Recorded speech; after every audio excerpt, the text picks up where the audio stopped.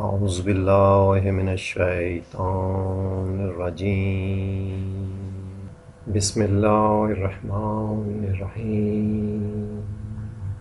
وجوب امکان اور امتناع کی تعریف کرنے کے بارے میں جب ضروری ہونے کو وجود کی طرف منسوب کیا جاتا ہے تو وجوب بن جاتا ہے، اور جب عدم کی طرف منسوب کیا جاتا ہے تو امتناع یعنی ناممکن ہونا بن جاتا ہے، اور جب ضروری نہ ہونے کو ان دونوں میں سے ایک کی طرف یا دونوں کی طرف منسوب کیا جائے تو امکان عام یا خاص حاصل ہوتا ہے۔ پھر اس بات کو سمجھو کہ لوگوں نے شے کی تقسیم ان تینوں معانی کی طرف کرنے پر سب سے پہلے جو کام کیا وہ یہ ہے کہ انہوں نے کلی ماہیات کے حال کی طرف ان اقسام کے صرف مفہومات کے حساب سے وجود اور عدم کی طرف قیاس کے ساتھ نظر کی،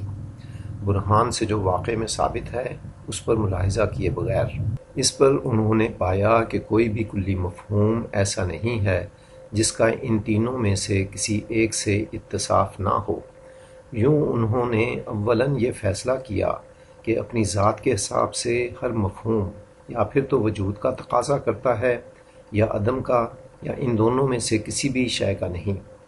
اس طرح تین اقسام حاصل ہوتی ہیں: اپنی ذات کے لیے واجب، اپنی ذات کے لیے ممکن، اور اپنی ذات کے لیے ممتنع یا ناممکن۔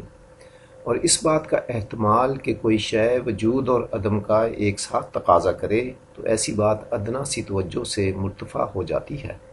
یہ ہے مراد عقلی طور پر ان تینوں میں منحصر ہونے سے۔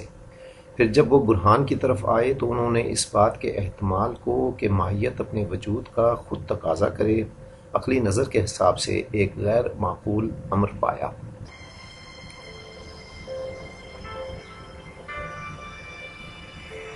ہماری پوری کائنات مختلف صورتوں کا ایک مجموعہ ہے، مثلا سورج، چاند، روشنی، ہوا، پانی، درخت، پھول، کرسی، میز وغیرہ۔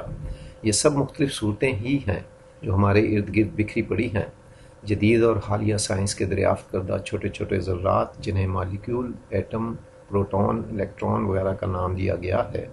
ان کی بھی اپنی ایک صورت اور حقیقت ہے۔ اب خواہ صورت کسی بڑی شے کی ہو یا چھوٹے ذرات کی، ان میں سے ہر صورت مفہومات، معانی اور حسی عکوس کا ایک مجموعہ ہوتی ہے،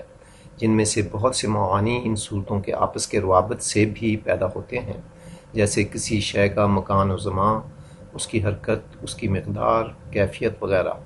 کسی شے کی ماہیت ان تمام صورتوں، معانی اور مفہومات کو ہی کہتے ہیں جو اس شے میں یا اس سے منسلک ہوتے ہیں، یعنی جو اس شے کے بارے میں ہمیں بتاتے ہیں کہ وہ شے کیا ہے۔ انسان خواہ کوئی بھی مفہوم سوچ لے اور خواہ کچھ بھی خیال کر لے، وہ وجودی طور پر یا پھر تو واجب ہوگا، یا ممکن ہوگا، یا ناممکن ہوگا، یعنی کوئی بھی مفہوم ان تین کے باہر نہیں ہو سکتا۔ ہمارے ارد گرد جو اشیاء پائی جاتی ہیں تو وہ ظاہر ہے کہ ناممکن تو نہیں ہیں، اور ناممکن نہیں ہیں تو یا پھر تو وہ واجب ہوں گی اور یا ممکن۔ کسی بھی شے کا وہ مفہوم واجب ہوا کرتا ہے جو اس کی ذات میں داخل ہو۔ جیسے سرخی سرخ رنگ کا ذاتی مفہوم ہے، اس لیے سرخ رنگ سرخی کے بغیر پایا ہی نہیں جا سکتا، یہاں تک کہ سرخ رنگ کو سرخی کے بغیر سوچا بھی نہیں جا سکتا۔ اسی طرح گولائی گیند کا ذاتی مفہوم ہے، اس لیے وہ اس کو واجب ہوتا ہے۔ گیند جب کبھی بھی پائی جائے گی تو گولائی بھی پائی جائے گی، خواہ خیال ہی میں کیوں نہ پائی جائے۔ گویا وہ مفہومات جو کسی شے کے ذاتی مفہومات ہوتے ہیں، ان کا ہمیشہ شے کے ساتھ پایا جانا واجب ہوتا ہے۔ اب جہاں تک وجود کے مفہوم کا تعلق ہے تو وہ ماہیات میں سے کسی بھی ماہیت کا ذاتی نہیں ہوتا، اس لیے وجود کسی بھی ماہیت کو واجب نہیں ہوا کرتا۔ یہی وجہ ہے کہ اس کائنات کی ہر شے کو معدوم کیا جا سکتا ہے۔ اگر ہم کسی شے کو عملی طور پر معدوم نہیں بھی کر سکتے تو کم از کم اس کے معدوم ہونے کا سوچ تو سکتے ہیں۔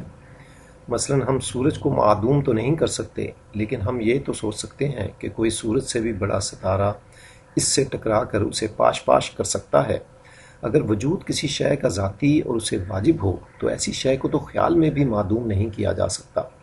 بس ثابت ہوا کہ اس کائنات کی تمام ماہیات واجب نہیں ہیں، تو جب وہ واجب بھی نہیں ہیں اور نہ ہی ممتنع ہیں تو ظاہر ہے کہ وہ ممکن ہوئیں، یعنی ممکن طور پر وہ وجود پا سکتی ہیں۔ گویا ان میں وجود پانے کا محض امکان موجود ہے، اور چونکہ محض کسی شے میں کسی دوسری شے کا امکان ہونے کی وجہ سے اس شے کو وہ دوسری شے نہیں مل جاتی،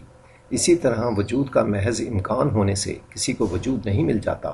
اس لیے ماہیتیں موجود ہونے میں کسی ایسی علت کی محتاج ہوتی ہیں جو انہیں وجود بخش سکے۔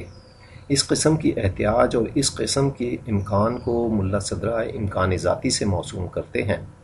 جدید اور حالیہ ادوار کے زیادہ تر فلسفی مثلاً کانت، برٹن رسل وغیرہ اس بات کے تو قائل ہیں کہ وجود اشیاء کے ذاتی مفہومات میں شامل نہیں ہوتا، لیکن حیران کن طور پر اس بات کو نہیں مانتے کہ یہ اشیاء وجود حاصل کرنے کے لیے کسی کی محتاج ہیں، اور اس کی وجہ یہ ہے کہ یہ فلسفی وجود کو محض ایک ذہنی مفہوم قرار دیتے ہیں، اسے کوئی عینی حقیقت نہیں مانتے۔ اس کے مقابلے میں ملا صدرہ کے خیال میں وجود ایک ذہنی مفہوم تو ضرور ہے، لیکن یہ ذہنی مفہوم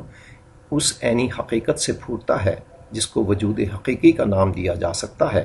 اور جس کی وجہ سے ہر ماہیت موجود قرار دی جاتی ہے۔ ماہیت کی یہ موجودیت جب خارج میں مانی جاتی ہے تو وجود خارجی کہلاتی ہے، اور اگر محض ذہن میں مانی جائے تو وجود ذہنی کہلاتی ہے۔ یوں ماہیت خواہ خارج میں مانی جائے خواہ ذہن میں، ہر دو احوال میں وجود ہی کی محتاج ہے۔ اس کے بغیر اس کا موجود ہونا محال ہے، کیونکہ ماہیات اپنی ذات سے وجود کا تقاضا ہی نہیں کرتی۔ یہ وجود حقیقی ملا صدرہ کے نزدیک ایک بیان حقیقت ہے، یعنی یہ ایک ایسی حقیقت ہے جسے ثابت کرنے کی ضرورت ہی نہیں ہے، کیونکہ یہ حقیقت صاف، ظاہر اور بدیہی ہے۔ اگر غور کیا جائے تو ملا صدرہ کی بات بالکل درست اور صحیح ہے، کیونکہ جب ماہیت کی اپنی ذات میں وجود ہے ہی نہیں تو وہ موجود کیسے ہو جاتی ہے؟ ظاہر ہے کہ وہ موجود وجود کی وجہ ہی سے ہوتی ہے، اور اس کو یہ وجود جب اس کی ذات سے نہیں مل رہا تو ظاہر ہے کہ کہیں اور سے مل رہا ہے۔ تو گویا کائنات کی ہر شے، ہر حرکت اور ہر واقعہ کی موجودیت کی بنیاد اس کا وجود ہے۔ اس وجود کی اپنی ذات غیب میں تو ضرور ہے، کیونکہ جو بات ہمارے ذہن میں واضح طور پر آتی ہے وہ تو شے کی ماہیت ہوتی ہے، لیکن اپنی اس غیبت کے باوجود یہ وجود حقیقی بدیہی طور پر ثابت بھی ہے، کیونکہ اگر ہم اس وجود حقیقی کے ہونے کو نہیں مانیں گے تو اس کا مطلب تو یہ ہوگا کہ اس عالم میں کچھ ہے ہی نہیں، یہاں تک کہ ہم خود بھی نہیں ہیں، اس لیے وجود سے انکار کی کوئی گنجائش ہی نہیں ہے۔ جدید دور کے زیادہ تر فلسفیوں کے وجود کو ایک حقیقی امر ماننے سے انکار کا نتیجہ یہ نکلا کہ وہ اس وہمی مغالطے کا شکار ہو گئے کہ ماہیات کی موجودیت کی بنیاد مادہ ہے، اور اسی مغالطے کو جدید سائنس نے بھی اپنا لیا جو ابھی تک چل رہا ہے۔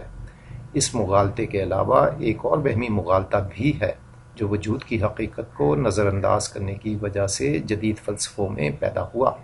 اور جس کا تعلق علت و معلول کے فلسفے سے ہے۔ ملا صدرہ کے خیالات کی روشنی میں علت و معلول سے متعلق اس مغالطے کا پول بھی جلد کھولا جائے گا۔